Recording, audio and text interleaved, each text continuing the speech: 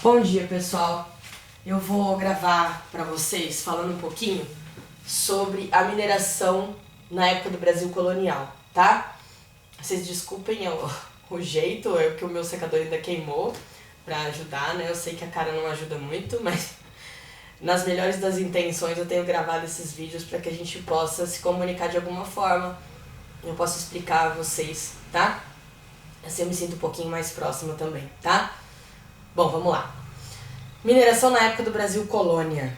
Primeiro ponto, a gente tem que lembrar que os holandeses haviam sido expulsos na chamada insurreição pernambucana em 1654 pelos portugueses e acabaram produzindo lá nas Antilhas um açúcar mais barato e de melhor qualidade que o nosso, o que refletiu profundamente na colônia brasileira, trazendo uma crise econômica muito grande. E aí fomos obrigados a buscar novos recursos.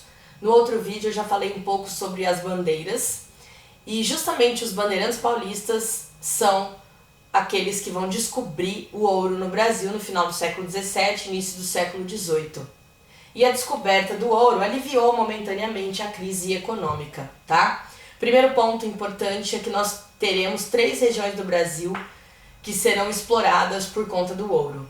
Minas Gerais, principalmente, Goiás e Mato Grosso, que ficarão conhecidos como as capitanias das Minas, tá?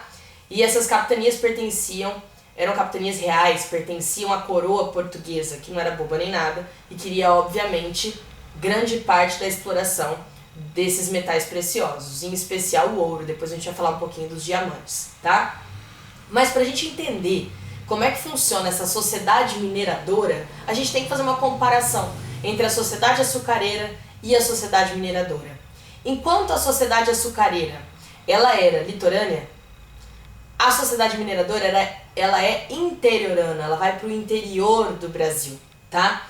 Um outro ponto, enquanto a sociedade açucareira é estamental, traz uma divisão de classes sociais extremamente rígida, a sociedade mineradora traz uma dinamicidade maior, uma certa mobilidade social.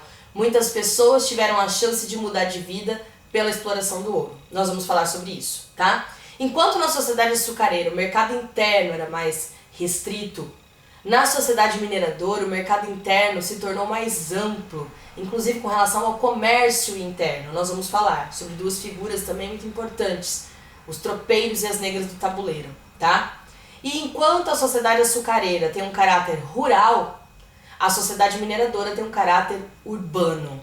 Saber essas diferenças entre a sociedade açucareira e a sociedade mineradora são fundamentais para a realização de uma prova, por exemplo, tá? E para entender, não só por conta da prova, mas para a gente entender como é que funcionava, né? Quais foram as transformações trazidas pela descoberta do ouro, que são inúmeras. Entre essas transformações trazidas pela descoberta do ouro, nós temos um crescimento demográfico, um aumento populacional absurdo. Nas regiões em que haviam ali mais ou menos 300 mil habitantes, nós vamos passar a ter 3 milhões em pouco tempo, tá? Uma urbanização do interior, tá? Que é um impacto muito grande, uma transformação da descoberta do ouro.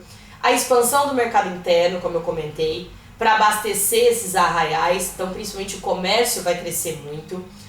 E um endurecimento do pacto colonial. Por quê? Uma fiscalização extremamente rígida da coroa portuguesa sobre a exploração desse ouro, porque ela tem pavor do contrabando, tá? Nós vamos falar um pouquinho sobre isso também. Além do deslocamento do eixo econômico, que antes estava no Nordeste, e que agora no Brasil colônia, a partir da descoberta do ouro, passa para o Centro-Sul. Então esse deslocamento do eixo econômico também é fundamental. E nós temos uma mudança profunda que vem através da transferência da capital colonial de Salvador para o Rio de Janeiro, por volta de 1763, século XVIII, a mando de Marquês de Pombal, que era o primeiro-ministro português que estava aqui no Brasil, tá? Com ideias iluministas, por isso que a gente tem que falar um pouquinho também, né, dessa relação que a gente tem com esse movimento iluminista, e a gente vai estudar alguns movimentos aqui no Brasil que tiveram total relação com o movimento iluminista, que tem também um vídeo, tá? Século das Luzes, Iluminismo. Dá uma olhadinha lá no vídeo. E houve também, como impacto dessa descoberta do ouro, uma maior integração entre as regiões do Brasil colônia.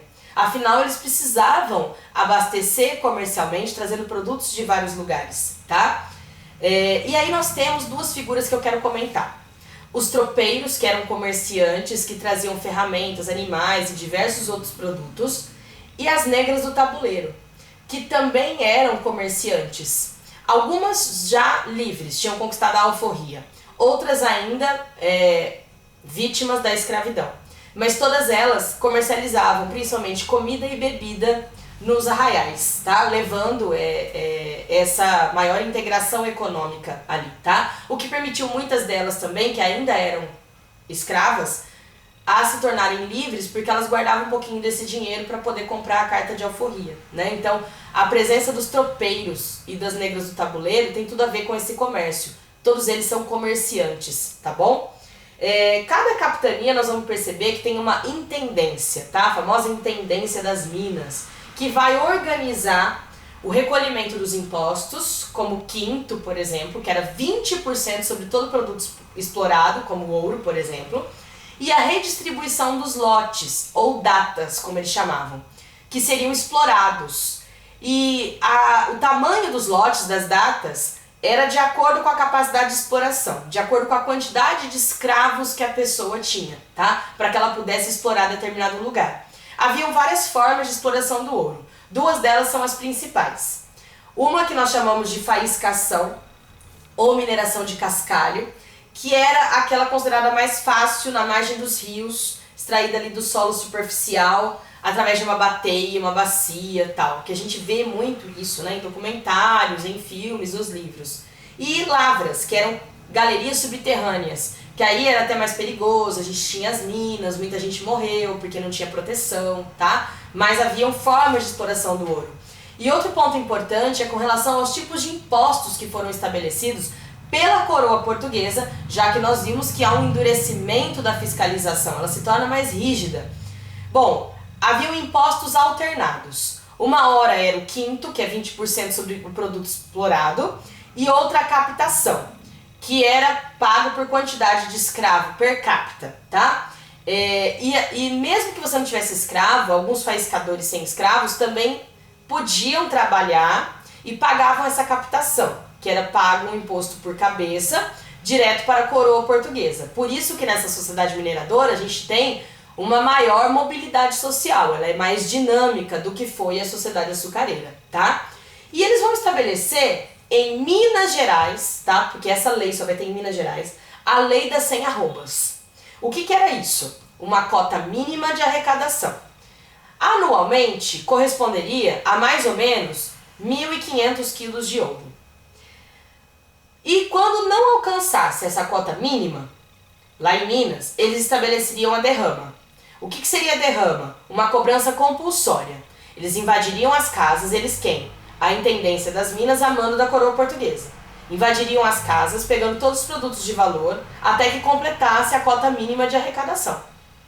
Extremamente de forma violenta, né? E repressora. E opressora também. E aí nós vamos ver que a partir disso vão surgir problemas. Porque, gente, o ouro não é uma fonte inesgotável, infelizmente. É uma fonte esgotável. E com o tempo, a exploração absurda que tinha, eles tinham que ter diminuído. E não, eles aumentavam a cobrança de impostos. E não tinha o suficiente. Um outro ponto importante também da gente trazer é que, por que criaram, por exemplo, as casas de fundição? Para ter uma fiscalização maior, eles criam as casas de fundição para evitar o contrabando. Porque a maior parte do ouro que eles encontravam era ouro em pó. E era fácil de ser contrabandeado. Inclusive, quantas vezes eles comercializaram através dos santos do pau oco. Colocavam o ouro dentro do santinho e atravessavam fronteiras. Acontece que as casas de fundição serviam justamente para isso. Para fiscalizar e evitar o contrabando.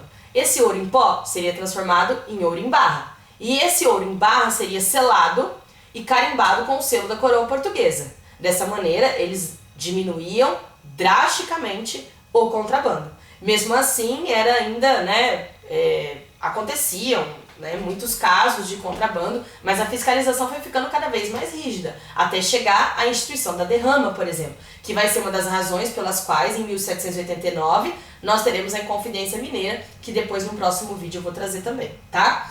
E lembrando também dessa mineração na época do Brasil Colônia, a descoberta dos diamantes também, tá? Principalmente ali na região de Diamantina, distrito Diamantino, né? Arraial do Tijuco, ou Tijuca, tá? Ali nessa região da Diamantina, inclusive, é que viveu a escrava Chica da Silva, que tem uma história também que seria legal vocês pesquisarem, tá? E lembrar que há um controle estatal sobre a exploração dos diamantes da mesma maneira que o controle sobre o ouro. Só que tem um detalhe. Esse ouro que era enviado para a coroa portuguesa não ficava muito tempo nas mãos dos portugueses, porque Portugal tinha dívidas absurdas com a Inglaterra, então tinha que repassar esse ouro para os ingleses. E uma dessas dívidas, né, veio como decorrência do Tratado de Methuen, que é um tratado de panos e vinhos, muito parecido com o tratado que França e Inglaterra também já tinham feito um dia, tá? Portugal se comprometia a vender grande quantidade de vinhos e comprar os tecidos ingleses. Acontece que mesmo em grande quantidade não superava o preço dos tecidos ingleses, que eram muito mais caros, então o Tratado de Methuen acabou sendo prejudicial para os portugueses, que já tendo dívidas com a Inglaterra passaram a ter ainda mais, tá? Eu vou parar esse vídeo aqui para não ficar tão extenso para nós, e no próximo vídeo eu vou falar sobre as revoltas nativistas e as revoltas emancipacionistas que tiveram no Brasil Colônia, grande parte como decorrência dessa mineração no Brasil Colônia e essa fiscalização rígida por parte da coroa portuguesa, tá bom? Bons estudos para vocês e a gente vai se falando.